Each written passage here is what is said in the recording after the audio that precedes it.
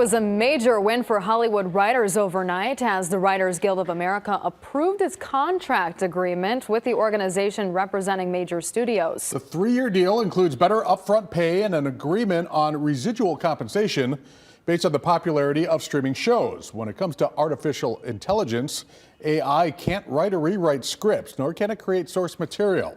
The writers still have to vote to ratify the contract early next month, but they can work during the process.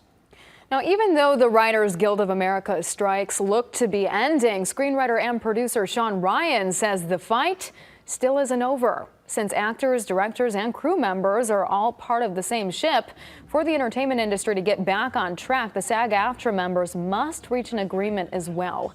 Northern Illinois Dean of the College of Visual and Performing Arts, Paul Castle, is a SAG-AFTRA member himself. He says with the rise of streaming services and AI, the contracts simply are not keeping up with the times. He wants protections for workers so they are not robbed of their creativity.